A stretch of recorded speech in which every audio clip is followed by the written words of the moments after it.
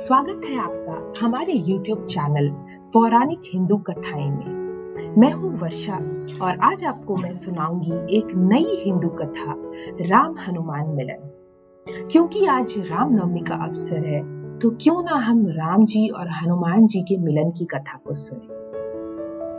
तो कहानी कुछ ऐसे शुरू होती है। एक बार नारद मुनि तपोवन में तप कर रहे थे। उन्होंने यह तप अपने पापों का प्रायश्चित करने के लिए किया था। बहुत दिनों तक वह तप में लीन रहे और उन्हें अपने आसपास का कुछ पता नहीं चला। उनके इस तपस्या को देखकर इंद्र सोचने लगे, अगर नारद मुनि इसी तरह तपस्या करते रहे तो एक दिन वह मुझसे यह स्वर्ग लोक छीन लेंगे और वह यहाँ के राजन बन जाएंगे।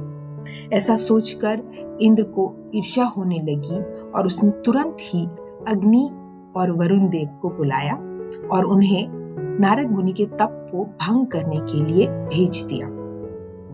अग्नि ने अपनी आग की ज्वाला बरसाई, वायु ने बहुत तेज पवन चलाए, लेकिन नारद मुनि के तप को वह भंग नहीं कर पाए। वह विफल होकर वापस इंद्र के पास लौट गए। इसके बाद इंद्र ने कामदेव, रति और कई अप्सराओं को नारद के तप को भंग करने के लिए भेजा, लेकिन कामदेव और रति भी हार कर वापस लौट गए। ऐसा देखकर इंद्र मन ही मन दुखी होने लगे। इधर नारद मुनि की तप पूर्ण हो गई और वह खुशी खुशी जंगल से निकल आए।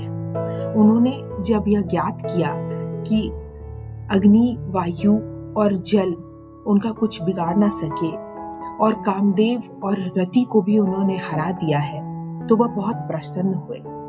वह महादेव के पास पहुंचे और उन्होंने महादेव को बताया कि मैंने सभी तरह के काम और वासना को जीत लिया है। महादेव क्योंकि अंतर्ध्यानी थे तो उन्हें मालूम था नारद मुनि जिस तपोवन में तप कर रहे थे वह वन महादेव के वरदान के अंदर आता था।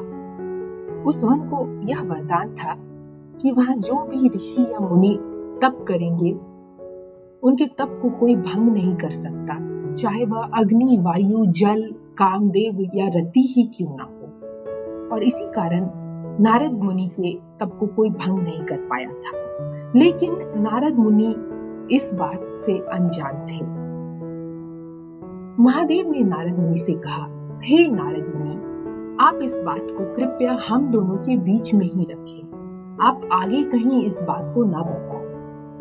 लेकिन नारद मुनि सोचने लगे, क्योंकि मैंने काम और वासना को जीतकर एक बहुत बड़ी उपलब्धि पाई है, तो मुझे इस बात को हर जगह बतानी चाहिए। यह सोचकर वह ब्रह्मा और सरस्वती के वहां पहुंचे। उन्होंने ब्रह्मा से कहा, हे ब्रह्मा, मैंने अग्नि, वायु, जल, काम और वासना इन सब को हराकर अपने आप को विजय बनाया है।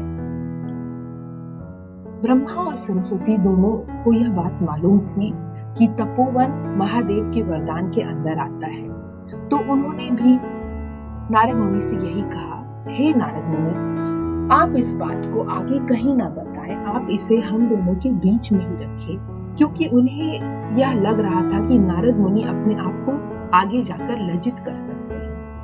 लेकिन नारद मुनि की खुशी का ठिकाना नहीं था और वह फिर आगे बढ़ते हैं वैकुंठ धाम श्री विष्णु के लोक की।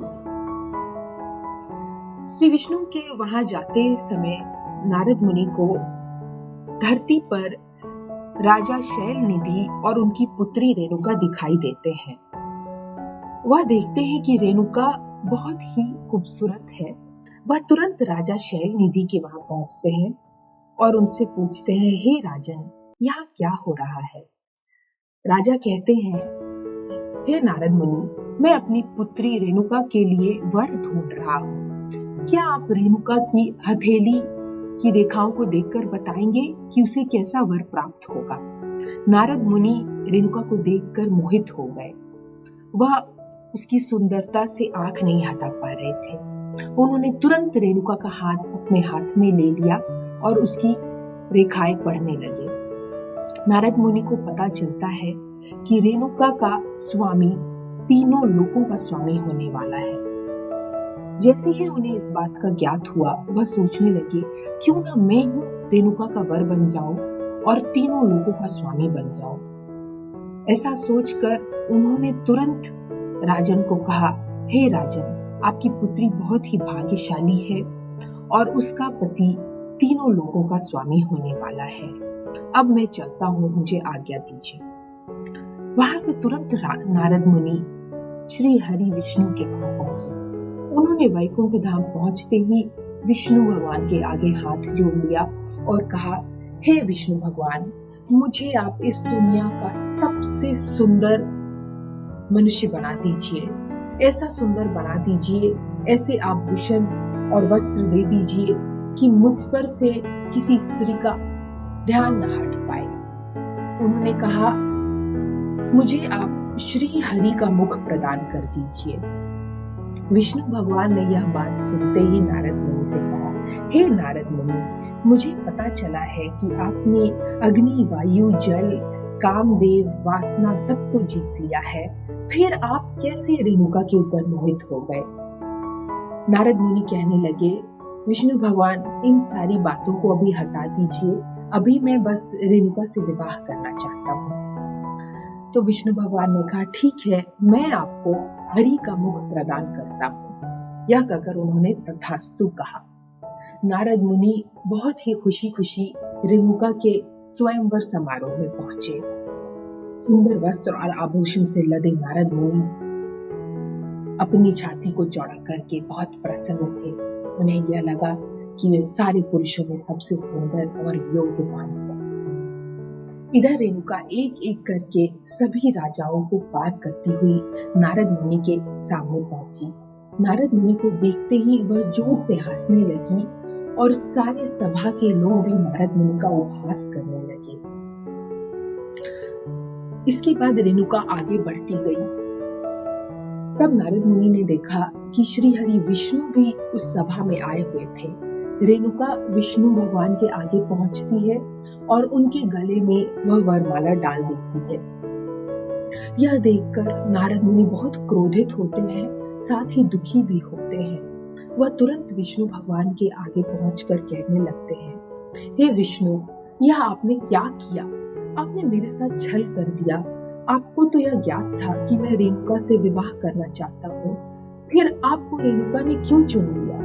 वह रेणुका से कहने लगे, हे देवी, क्या तुम्हें दिखाई नहीं देता यहाँ मौजूद सारे पुरुषों में मैं सबसे सुंदर हूँ, फिर भी तुमने विष्णु को क्यों चुन लिया?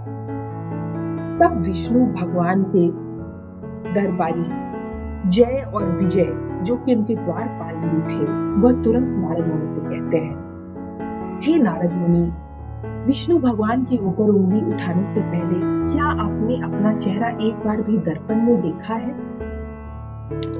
जाकर अपना मुख दर्पण में देख कर आइए। नारद तुरंत दर्पण की ओर बढ़े।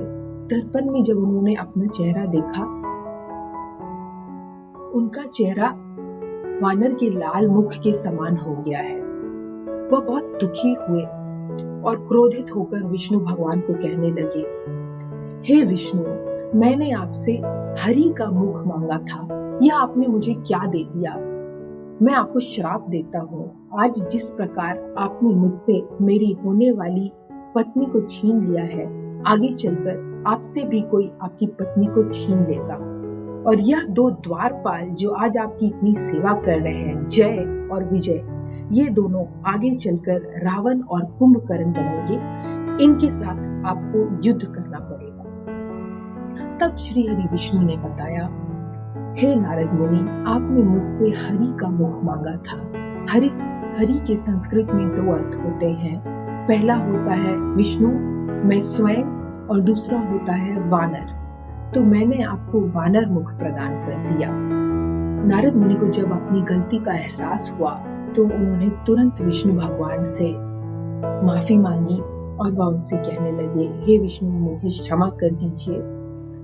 मैं आपको दिया श्राप वापस तो नहीं ले सकता, पर मैं यह जरूर कहूंगा कि यही लाल मुख वाला वानर आगे चलकर आपको आपकी पत्नी वापस लाने में, रावण और कुंभकर्ण को हराने में आपकी मदद करेगा, आपका सहायक, आपका भक्त बनेगा।